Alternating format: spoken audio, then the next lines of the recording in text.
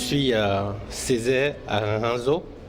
Je travaille pour l'Organisation ouest africaine de la santé, l'institution spécialisée de la CEDEAO en charge des questions de santé, où je coordonne l'ensemble du portefeuille des projets financés par la Banque mondiale. Nous avons commencé à faire la revue du portefeuille des projets de l'Organisation ouest africaine de la santé financée par la Banque mondiale.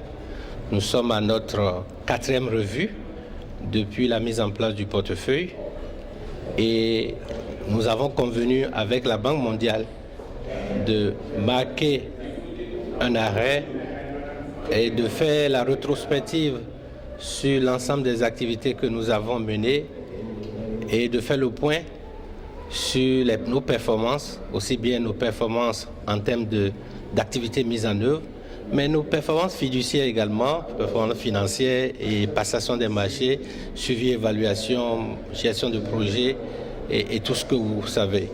Et donc nous avons 3 jours de réunion au cours desquels nous passons en revue point par point et de façon très détaillée tous les aspects de mise en œuvre du projet, ce qui nous permet d'être d'abord sur la même ligne en termes d'information, de partage d'informations, puis deuxièmement de tirer le son de ce qui a bien marché, de ce qui a moins bien marché, de faire des propositions pour ajuster ce que nous pouvons encore ajuster et prendre des langues pour la prochaine année. Nous gérons un portefeuille assez lourd de la Banque mondiale.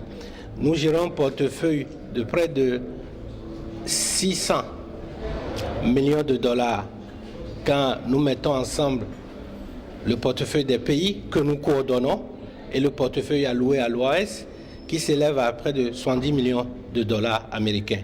Vous comprenez que pour un portefeuille aussi lourd, pour 4 grands projets qui travaillent sur des thématiques importantes, notamment la surveillance épidémiologique. Par les temps qui courent, vous êtes au courant de l'épidémie de la maladie du coronavirus. Et nous avons le plus grand projet de l'Afrique de l'Ouest qui couvre aujourd'hui 16 pays, les 15 pays de la CEDEAO et la Mauritanie. C'est le projet Redissé qui est dans notre portefeuille. Et donc, il était bien que nous puissions voir comment tout ça se passe. Nous avons des projets tels que le projet paludisme et maladies tropicales négligées, qui est mis en œuvre depuis 4 ans et qui va prendre fin à fin décembre 2020.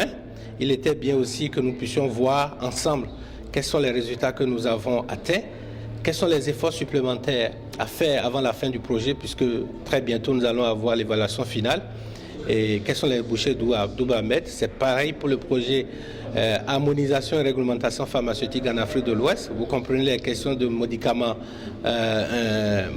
frauduleux ou de médicaments sous standard et frelatés. Et nos chefs d'État ont pris l'engagement de faire de cette lutte une lutte importante. Et l'institution qui est spécialisée de toutes ces questions, c'est l'OAS. Et donc, nous devons voir si nous sommes en harmonie avec les objectifs qui sont assignés à nos projets, ce que nous faisons. Nous avons fait d'énormes progrès pour l'ensemble des 4 projets, pour résumer, d'énormes progrès en termes de performance technique et performance financière.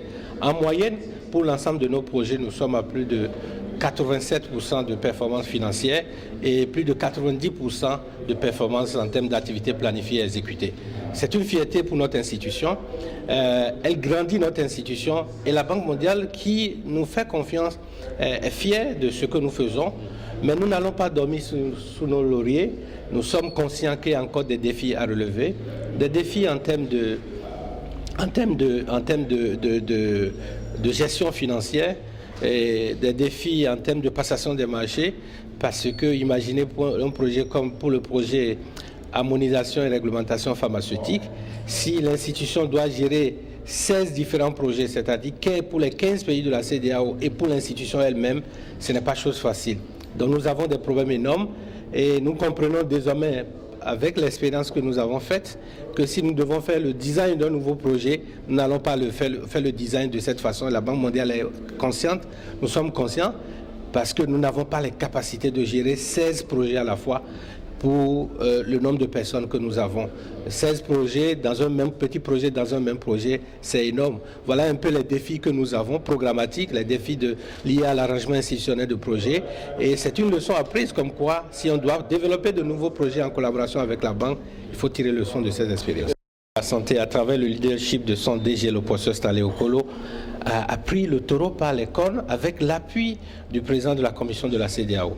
Je peux vous dire que en fin du mois dernier, au mois de février, l'OAS a convié l'ensemble des ministres de la santé de la CEDEAO pour réfléchir sur la question. Et cette réunion d'une journée qui s'est tenue à Bamako a débouché sur un plan stratégique d'urgence budgétisé. Et l'une des discussions que nous sommes en train de faire ici aujourd'hui, c'est le financement de ce plan.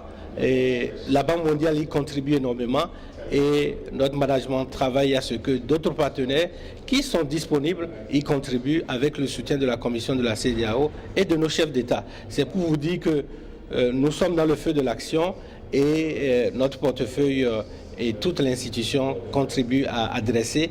Le DG, tous les jours, tient des points. Il y a des moments de la journée où il discute avec l'ensemble des ministres de la Santé sur l'évolution de la situation. Et l'appui de notre institution, c'est-à-dire l'OAS et de la CEDEAO, est déjà en cours. Nous avons organisé ici même, il y a 10 jours, une formation au niveau à l'Institut Pasteur de Dakar, pour former l'ensemble des laboratoires, des responsables des laboratoires sur le diagnostic de la maladie du coronavirus. Et c'est sur l'égide de l'OAS en partenariat avec l'Africa CDC. Ça a eu lieu à l'Institut Pasteur. Et en ce moment, nous sommes en train d'appuyer les pays à se doter des kits de diagnostic de cette maladie.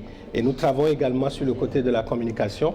Comment communiquer pour amener nos populations à ne pas paniquer et à leur donner les instructions qu'il faut pour pouvoir éviter de transmettre ou bien de prendre cette maladie.